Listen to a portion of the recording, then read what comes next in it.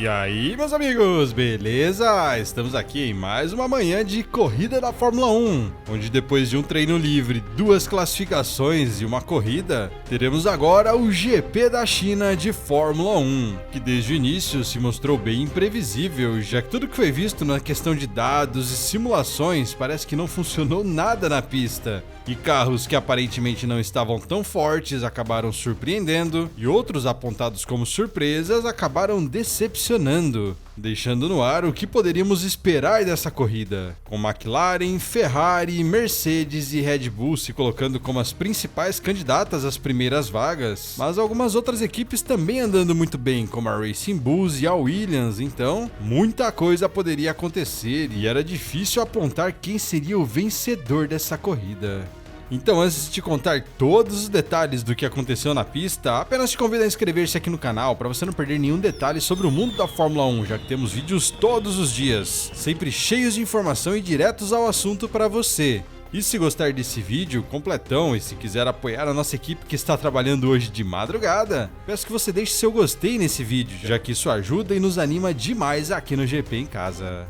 Bom, vamos então para as atividades em pista desse GP da China, onde antes da corrida iniciar, a Red Bull informou que Liam Lawson começaria no pit lane. Lawson que fez uma péssima classificação e largaria da última posição, com a Red Bull se aproveitando dessa situação para fazer alguns ajustes em sua suspensão, o que violou a regra do parque fechado e devido a isso, ele terá que largar do pit lane, com Gabriel Bortoleto, piloto brasileiro, sendo assim o que largará na última posição na pista, 19ª colocação, com o carro da Sauber também mostrando que pode ter um desempenho um pouco mais forte que o normal, mas sem grandes promessas de que ele pode ser uma surpresa. Lá na frente, a Red Bull de Verstappen aparentava estar com um desempenho razoável. Lewis Hamilton também mostrou um ritmo de corrida bem interessante na corrida sprint, mas os carros mais fortes aparentavam ser mesmo os da McLaren, principalmente o de Oscar Piastri, que tem mostrado um controle um pouco maior desse carro nesse final de semana, com Norris sofrendo bastante e afirmando que o carro está bem difícil de se guiar.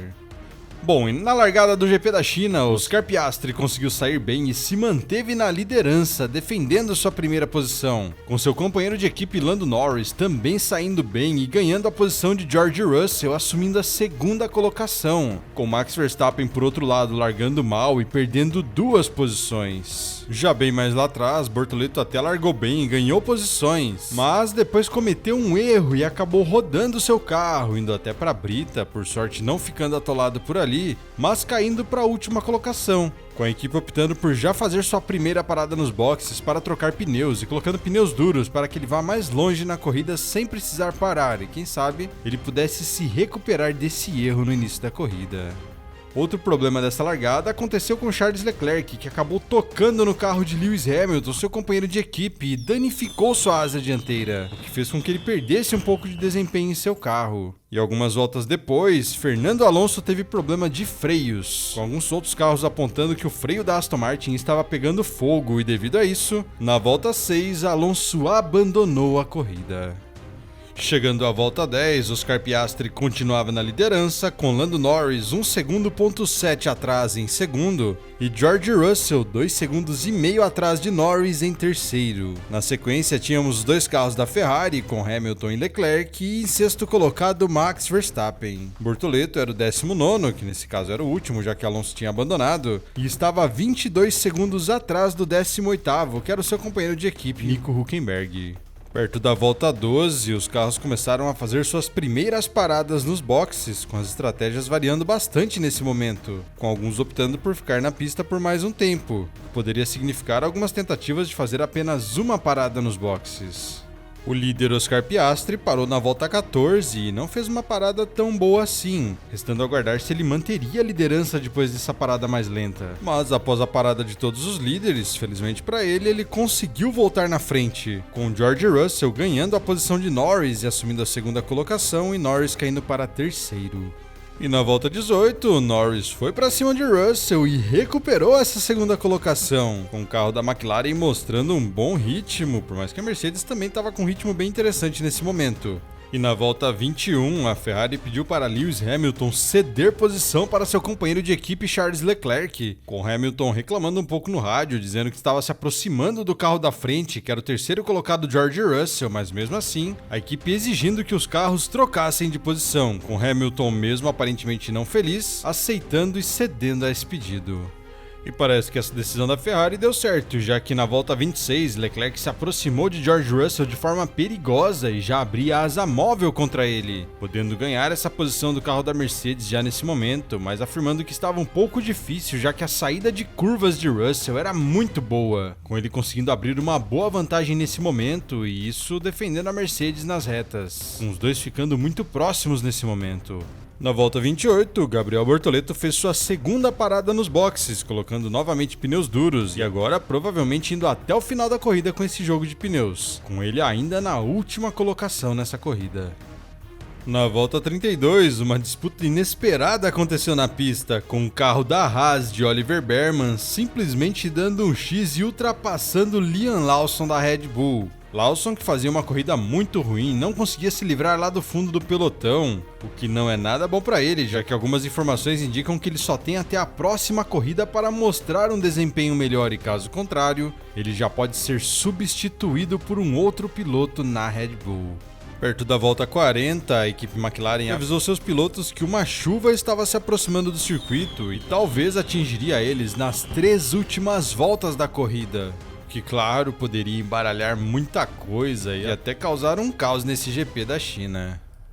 Chegando à volta 40, um dos carros que estava mostrando um ritmo bem interessante era mesmo o de Oliver Bearman, que escalava o pelotão lá atrás, se aproveitando de seus pneus médios, com ele nesse momento chegando na zona de pontuação com seu carro. Um excelente desempenho da Haas, que enfim está mostrando um carro competitivo e seus pilotos estão conseguindo tirar proveito dele. E também próximo da volta 40, outro carro que mostrava um desempenho muito forte era o do Gabriel Bortoleto, que até poucas voltas atrás estava 9 segundos atrás de seu companheiro de equipe Nico Hülkenberg, mas agora, na volta 43, essa distância já era de apenas 2 segundos, com sua equipe pedindo para ele pegar leve com o carro, não forçar demais e deixando no ar se a equipe fazia isso para evitar uma disputa entre os dois pilotos da equipe ou se era realmente um desgaste a mais do carro que eles queriam evitar.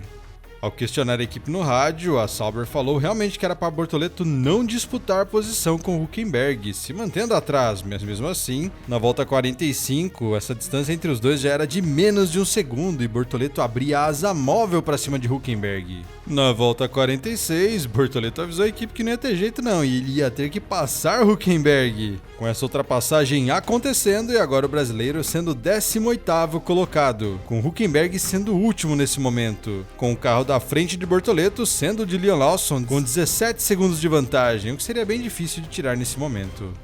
Para ajudar um pouco mais o brasileiro, o carro de Yuki Tsunoda teve alguns problemas e precisou parar nos boxes para trocar a asa dianteira que estava danificada, com o brasileiro ganhando mais uma posição e assumindo a 17ª colocação. Faltando 5 voltas para o final, Lando Norris já há um bom tempo relatava problemas em seu freio, com o engenheiro pedindo para ele pegar leve com seu carro, mas mesmo assim, o piloto forçando ainda mais do que o normal, tentando se aproximar de Piastri, o que poderia ser perigoso e colocar sua corrida em risco, já que os problemas aparentemente eram sérios. Com ele nesse momento a 3 segundos de Piastri, com uma vantagem de 7 segundos para George Russell, que era o terceiro colocado. Também nessa reta final, outra disputa foi a de Max Verstappen com Charles Leclerc, que valia a 4ª colocação, com Verstappen mostrando um ritmo mais forte do que o piloto da Ferrari e assim, ganhando essa posição, com Leclerc não vendendo barato e tentando recuperar logo na sequência, com os dois fazendo a volta 53 praticamente lado a lado e no final, Verstappen acabou se dando melhor e se manteve nessa 4ª colocação.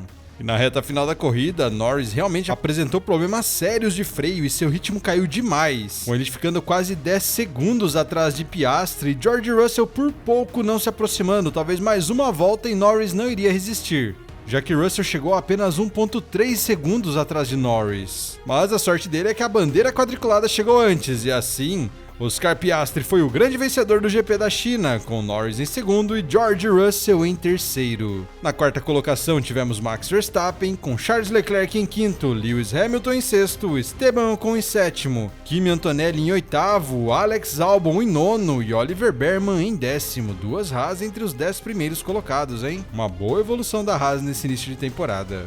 Mas lá no final, Liam Lawson da Red Bull foi apenas o 16º colocado, com Bortoleto acabando na 17ª colocação à frente de seu companheiro de equipe Nico Hülkenberg com sobra, e Yuki Tsunoda sendo apenas o 19º e último colocado dos que terminaram a corrida. Então, com várias emoções, muitas ultrapassagens e muitas disputas na pista, esse foi o GP da China de Fórmula 1, a segunda etapa apenas da temporada. E você me conte aí nos comentários o que achou dessa corrida e do domínio da McLaren nesse início de temporada. Acha que já podemos apontar o favorito para esse ano?